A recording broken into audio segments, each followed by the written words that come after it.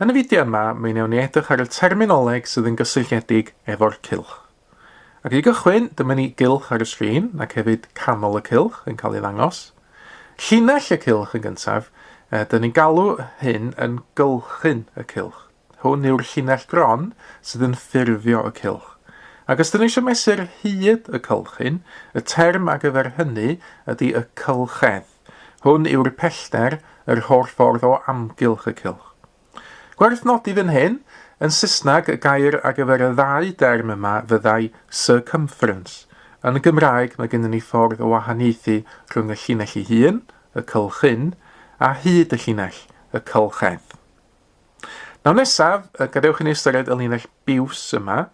Hwn yw diameter cylch, sef llinell sydd yn mynd yr holl ffordd ar draws cylch ac yn mynd trwy ganol.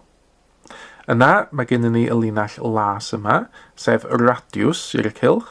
Hwn yw'r term am linell o ganol y cylch i'r cylchyn. A sylwch mae yna gysylltiad rhwng y diameter a'r radiws. O wybod y radiws, os ni yn dyblu i gael y diameter, neu o wybod y diameter, sy'n ni'n haneri i gael y radiws. Nesaf, gadewch i ni gychwyn efo cylch newydd, ac eto mae canol y cylch yn cael ei ddangos yn fan hyn. Nawn ni ystyried yn gyntaf y tro hyn y linell goch yma, sydd yn dangiad i'r cylch. Nawr mae tangiad yn llinell sydd yn cyffwrdd â chylch mewn un pwynt yn unig, a bob tro mae gennym ni dangiad, mae e wastad ar ongl sgwâr i radiws penodol. Yna, gadewch i ni ystyried y linell yma, sydd yn gord i'r cylch. Mae cord yn cychwyn ar y cylchyn ac yn gorffen ar y cylchyn, ond dio ddim yn mynd trwy canol y cylch. Pe bai cord yn mynd trwy canol cylch, byddwn ni wedyn yn adnabod y cord yna fel diameter i'r cylch. Ac mae cord wastad yn rhannu'r cylch i mewn i ddwy ran. Yr enw ar y rhannau yna ydy'r segmentau, felly yn unigol segment. Mae segment yn rhywbeth dau dimensiwn. Mae gen i fo arwynebedd.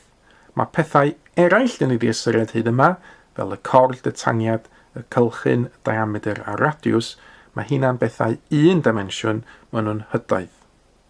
A bob tro mae gen i gord sydd yn rhannu'r cylch i mewn i segmentau, mae un o'r segmentau yna yn cael ei adnabod fel y segment lleiaf, hyn ydy yr un sydd efo'r arwynebedd lleiaf. Yn fan hyn, dyn ni wedi liwio fo yn oren. Ac felly, fysa gennym ni hefyd segment mwyaf yn fan hyn, am ychydig eiliadau yna ni ddangos o mewn lliw piws. Wedyn, gadewch i ni ystyried yr arwynebedd melyn yma. Nawr, dyn ni adnabod y rhan yma y cylch fel sector o'r cylch. Mae sector yn rhan o gylch sydd yn gorwedd rhwng dau radiws, fel tafell neu sleisen o deisen. A'r term olaf i adnabod ydy yr term arc. Nawr, y rhan o'r cylchyn, darn o'r cylch os hoffwch chi, ydy'r arc. Ac os ydych chi eisiau llunio arc, neu yn wir llunio cylch cyfan, cofiwch ddefnyddio cwmpas mwyn gwneud hyn yn gywir.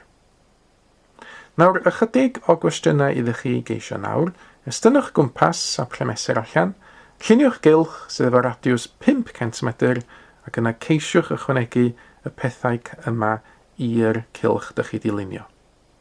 Pan ych chi wedi cael cyfle i feddwl amdan hyn, i estyn papur y ffensel allan i'r cynnig arni hi, yna efallai sa chi'n hoffi cymharu'ch ateb chi efo'r ateb cywir sydd yn nawr yn cael ei ddangos ar y sgrin.